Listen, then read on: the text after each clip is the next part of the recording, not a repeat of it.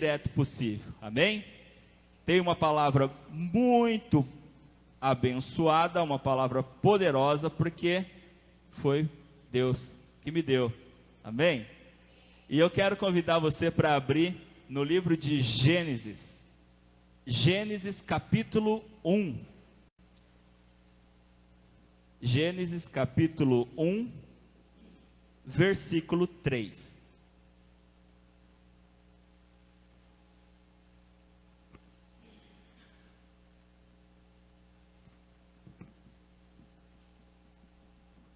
Quero falar um pouquinho a respeito de Deus, esse Deus maravilhoso que é o Deus da Bíblia, amém?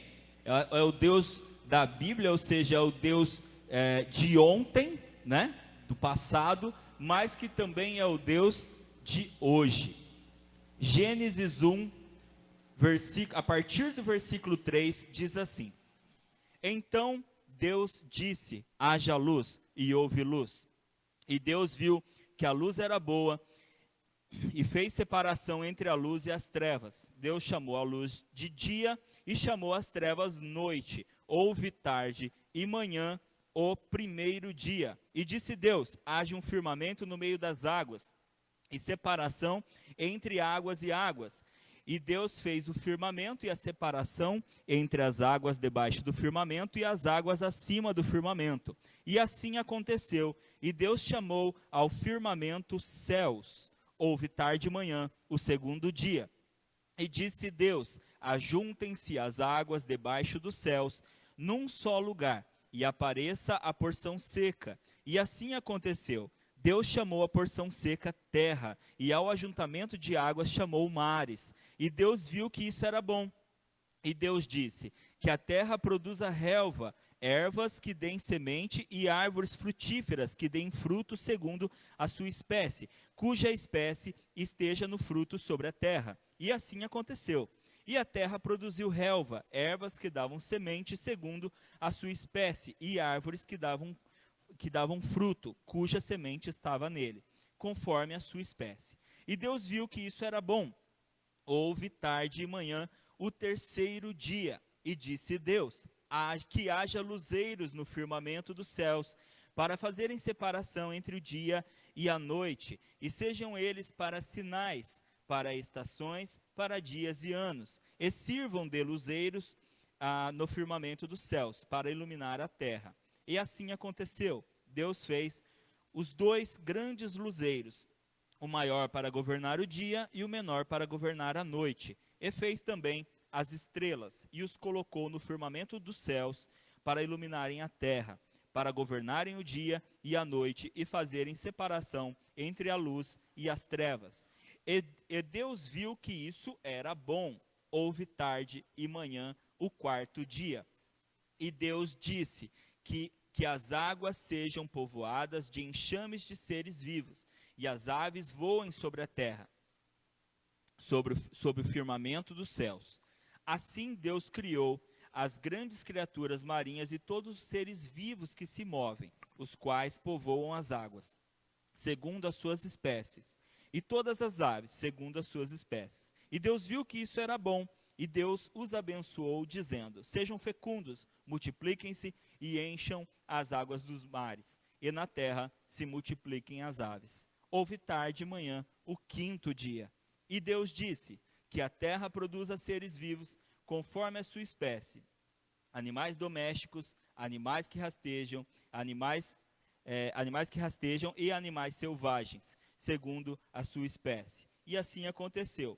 E Deus fez os animais selvagens segundo a sua espécie, e os animais domésticos conforme a sua espécie, e todos os animais que rastejam sobre a terra segundo a sua espécie. E Deus viu que isso era bom. E Deus disse: façamos o ser humano à nossa imagem, conforme a nossa semelhança. Tenha ele domínio sobre os peixes do mar, sobre as aves dos céus, sobre os animais domésticos, sobre toda a terra e sobre todos os animais que rastejam pela terra. Assim Deus criou o ser humano à sua imagem. A imagem de Deus o criou. O homem e mulher os criou. E Deus os abençoou e lhes disse: sejam fecundos, multipliquem-se e encham a terra, sujeitem-na tenham domínio sobre os peixes do mar, sobre as aves dos céus e sobre todo animal que rasteja pela terra. E Deus disse ainda: Eis que lhes tenho dado todas as ervas que dão semente e se acham na superfície de toda a terra, e todas as árvores em que há fruto que dê semente. Isso servirá de alimento para vocês e para todos os animais da terra, e todas as aves dos céus, e todos os animais que rastejam sobre a terra. Em que há fôlego de vida, toda a erva verde lhes servirá de alimento. E assim aconteceu. Deus viu que tudo que ele havia feito, Deus viu tudo que ele havia feito, e eis que era muito bom. Houve tarde e manhã, o sexto dia.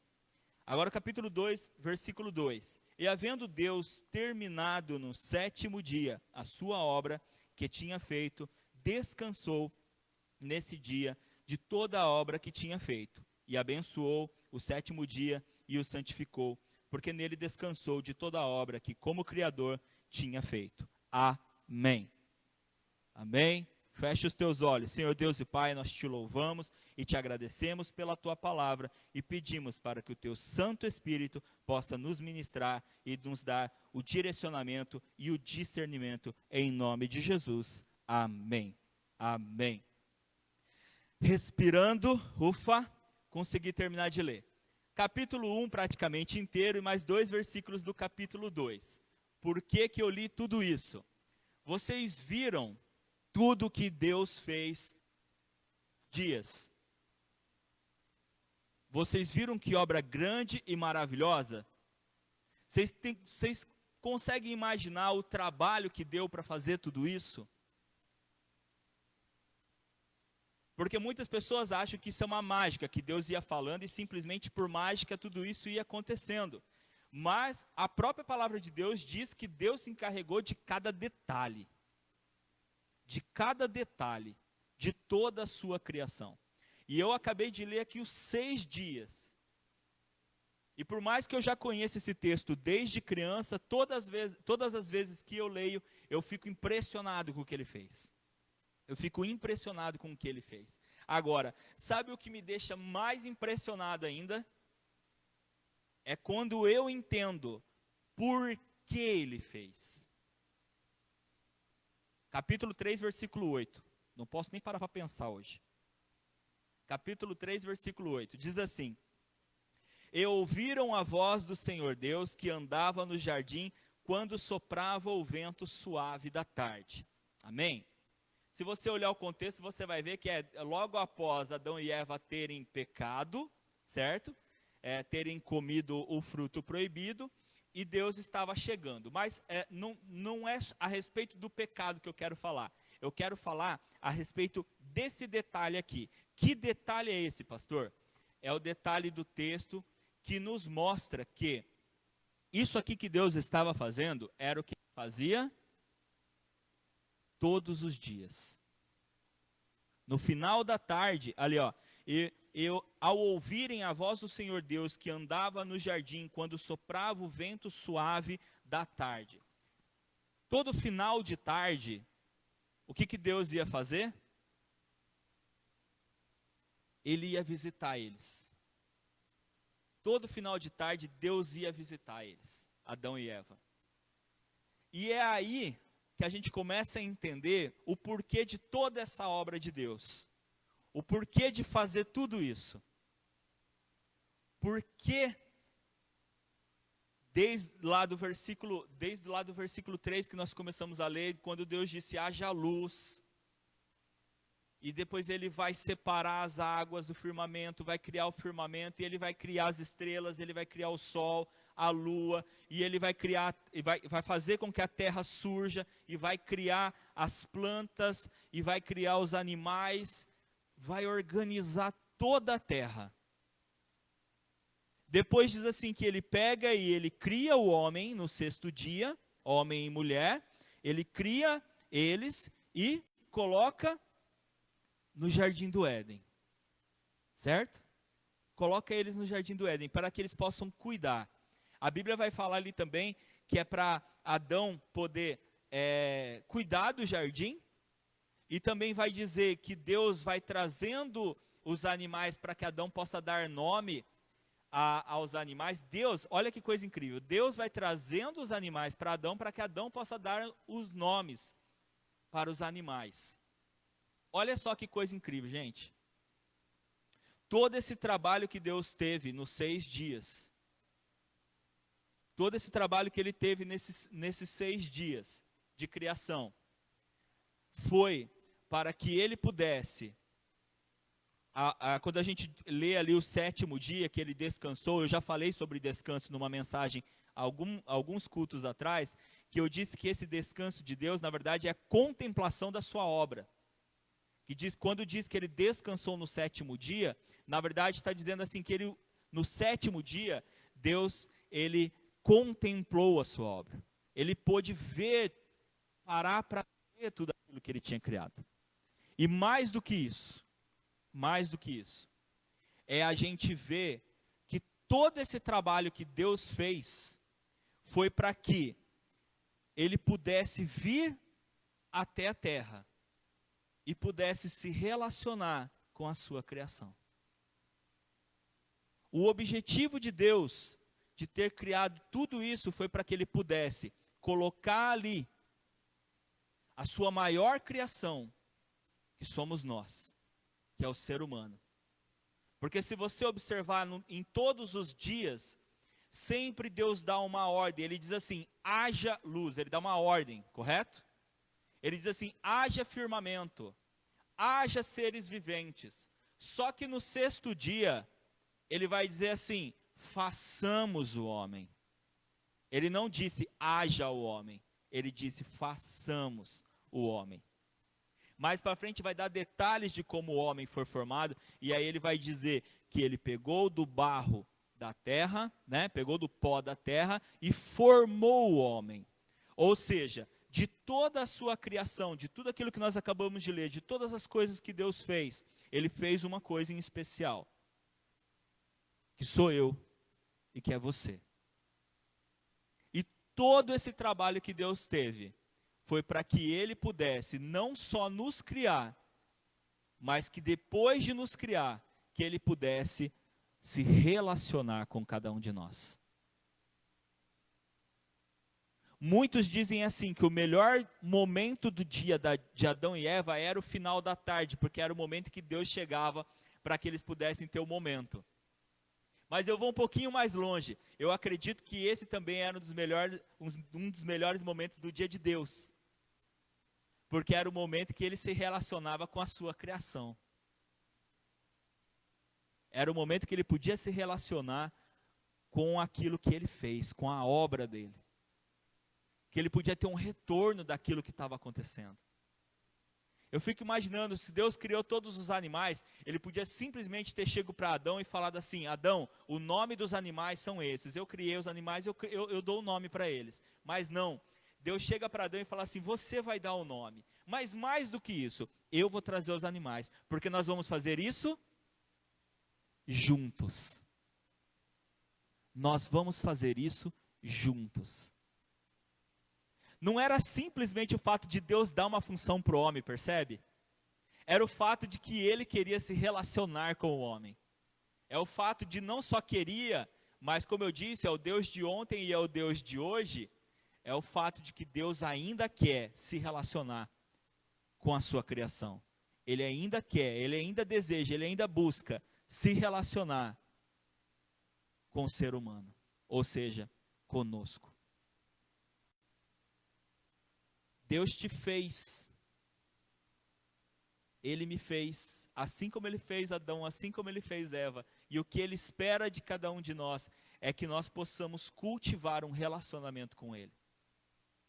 Se nós observarmos, depois do versículo 8, no capítulo 3 que nós lemos, que fala sobre a queda, você vai ver que após a queda, Deus vai questionar Adão, que vai jogar a culpa em Eva, vai questionar Eva, que vai jogar a culpa na serpente. E aí ele vai dizer o que vai acontecer com a serpente, o que vai acontecer com Eva e o que vai acontecer com Adão. Certo? Qual vai ser, vamos dizer assim, qual vai ser o castigo de cada um? E aí a gente sabe que para a serpente restou rastejar.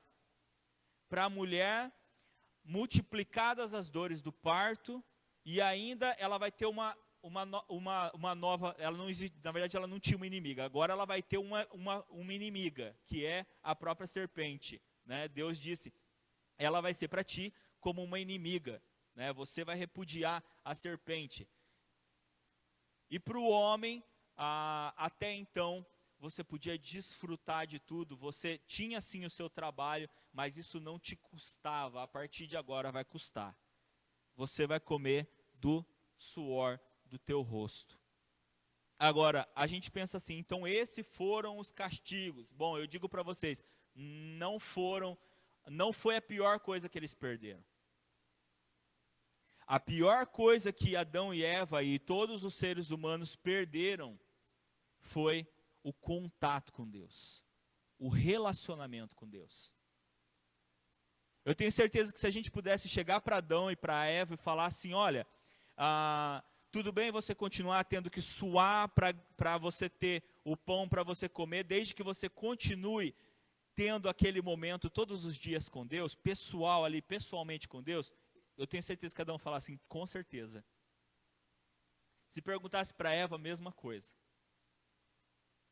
Pode ter certeza que a coisa que eles mais sentiram foi isso. Só que Deus, Ele trabalha para restaurar os relacionamentos dele com o seu povo. E se a gente vê durante a história, a gente vai ver várias vezes em que isso aconteceu. Porque Deus é um Deus de coisas grandes, mas Deus também é um Deus de coisas pequenas. Ele faz coisas, mas Ele também faz coisas pequenas. Ele cuida de coisas grandes, mas Ele também cuida de detalhes. Ele também cuida de detalhes. E algumas coisas que a gente pode citar aqui, por exemplo, é justamente a partir daí. A partir da queda de Adão e Eva, o pecado entra no mundo e começa a corromper o ser humano. E chega a um certo ponto em que a corrupção do ser humano é geral, está em todo ser humano. Está em todo ser humano. Então Deus precisa restaurar isso. E como que Ele faz? Ele chega para um homem chamado Noé e fala, Noé, não vai ter outro jeito. Eu preciso restaurar o meu relacionamento com a criação. E não vai ter outro jeito. Constrói uma arca. Noé constrói a arca, bota a família dele dentro, vou resumir a história. Vem o dilúvio, passa o dilúvio, e o relacionamento de Deus com a sua criação está restaurado. Temos ali uma família fiel a Deus. Noé, sua esposa, seus 3 filhos, suas 3 noras. Está restaurado. Deus fez uma coisa enorme, um dilúvio, para poder restaurar o seu relacionamento com o seu povo, para poder restaurar a humanidade, a sua criação. Mas não felizes com isso, a humanidade começa a se corromper de novo. E aí a gente vai chegar na Torre de Babel, quando o povo está todo corrompido e começa a querer se tornar grande como Deus. Deus vai lá e faz o quê?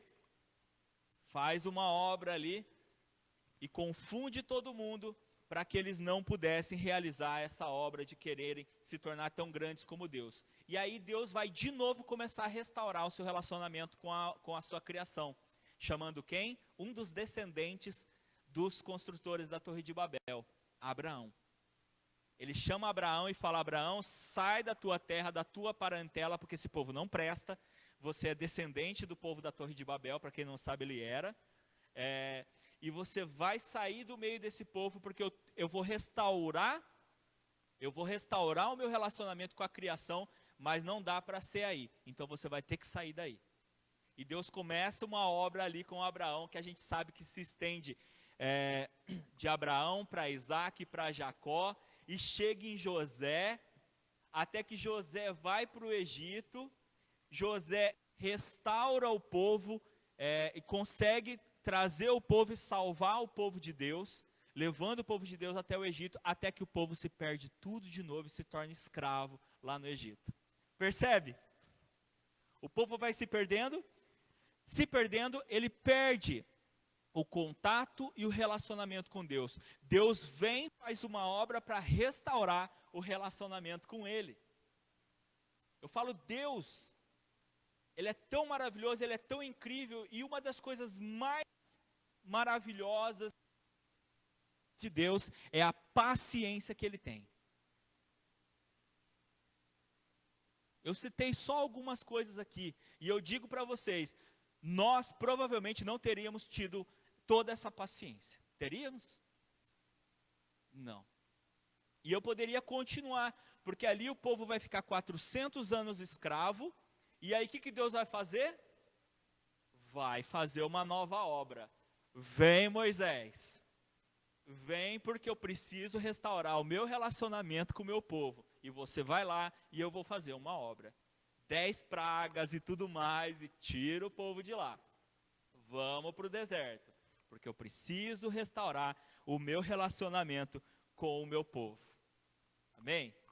Eu tive pensando, a gente não teria toda essa paciência. Com certeza a gente não teria toda essa paciência, né?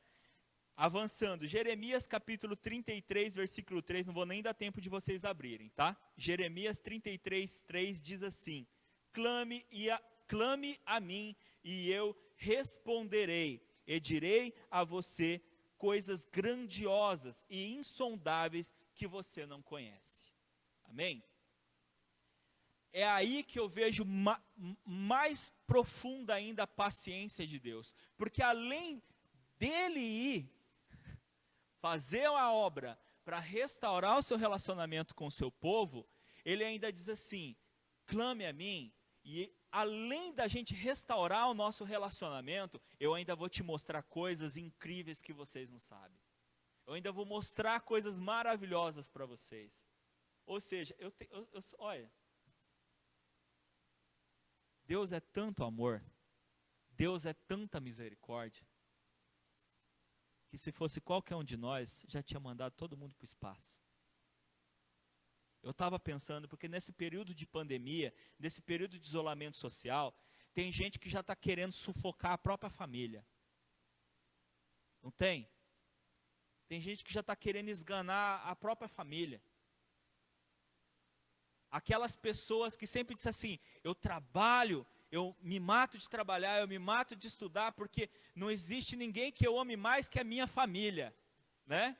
E a gente sempre dizia assim: Deus em primeiro lugar, não é? Deus em primeiro lugar. Não, minha família é tudo para mim, faço qualquer coisa pela minha família, e agora está querendo matar a família, porque não aguenta ficar em casa, não aguenta ficar preso dentro de casa com a própria família. E aí eu me volto para Deus e falo assim: você é o cara. Porque a gente não aguenta nada perto do que você aguenta. E depois de tudo isso, depois de você olhar para a humanidade, tantas vezes a humanidade se perdendo, você ainda diz assim: clame a mim e eu responderei e direi a você coisas grandiosas e insondáveis que você não sabe. Porque Deus não teve todo esse trabalho que Ele teve para perder o bem mais precioso dEle, que sou eu e é você. De toda a sua criação, nós somos aquilo que Deus fez com mais cuidado, com mais carinho. E mesmo a gente tentando de todas as formas tirar a paciência de Deus, Ele continua usando a sua misericórdia para querer restaurar o nosso relacionamento com Ele. Amém? Tiago, que não era um cara tão paciente quanto Deus, ele disse assim, Tiago capítulo 4, versículo 8, aproximem-se de Deus, e Ele se aproximará de vocês. Pecadores, limpem as mãos, e vocês que têm a mente dividida, purifiquem o coração. Amém? Aproximem-se de Deus, e Ele se aproximará de vocês. Todas as vezes que Deus ia fazer uma obra, Ele dizia assim: vocês precisam vir até mim. Se vocês vierem até mim, vocês vão se aproximar de mim, e eu me aproximarei de vocês. Amém? Quando Moisés foi para lá para libertar o povo no Egito, Deus falou assim: eu não liberto antes que meu povo saia dali, vá até o deserto e me faça culto, me preste culto. Vocês sabiam disso? Não sabiam? Antes deles serem libertos do Egito, Deus falou: primeiro vocês têm que pedir uma licença para Faraó, para dar uma saidinha de alguns dias, para vocês irem prestar culto a mim. Primeiro a aliança, o relacionamento tem que ser restaurado, depois a obra é feita. Entende? Depois a obra é feita. Ou seja, primeiro nós temos que ir até Deus. Primeiro nós precisamos prestar culto ao Senhor. Por isso que a gente não pode parar de prestar culto. Por isso a gente não pode parar de cultuar. Porque primeiro nós prestamos culto ao Senhor para que a gente possa se aproximar de Deus, Deus se aproximar de nós e a sua obra ser realizada. Completando o texto de Tiago, 1 João capítulo 1, versículo 9, se confessarmos os nossos pecados, Ele é fiel e justo para perdoar os nossos pecados e nos purificar de toda injustiça. Amém? Lá Tiago disse, pecadores, limpem as mãos, e vocês que têm a mente dividida, purifiquem o coração. E aqui João está dizendo, confesse o seu pecado. Se confessarmos os nossos pecados, Ele é fiel e justo para perdoar os nossos pecados e purificar de toda injustiça. Se eu vou me reaproximar de Deus, Se eu vou me reaproximar de Deus, a primeira coisa que eu preciso é me arrepender. É me arrepender dos meus pecados e dos caminhos que eu me desviei. Para fechar, Evangelho de João, capítulo 17, versículos 22 e 23. Evangelho de João, capítulo 17, 22 e 23 diz assim: Eu lhes transmiti a glória que me deste, para que sejam um como nós o somos. Eu neles, tu em mim, a fim de que sejam aperfeiçoados na unidade. Unidade quer dizer o quê? Relacionamento. Para que o mundo conheça que tu me enviaste e os amaste, como também amaste a mim. Como eu disse diversas vezes, o povo de Deus se perdeu e Deus fez uma obra para que pudesse restaurar o seu relacionamento com o seu povo. A maior obra que ele fez, a obra mais completa que ele fez, foi enviar o seu único filho, para que todo aquele que nele crê não pereça, mas tenha a vida eterna. Jesus Cristo foi a maior e a mais incrível obra de Deus para restaurar o seu relacionamento com o seu povo. Depois dessa não vai ter outra, gente. É a última chance. É a última chance. Jesus Cristo é a última chance para qualquer pessoa. Se nós queremos restaurar o nosso relacionamento e a nossa aliança com Deus, nós precisamos de Cristo para que nós possamos nos achegar até o Senhor. Amém? Amém. Feche os teus olhos, nós vamos orar.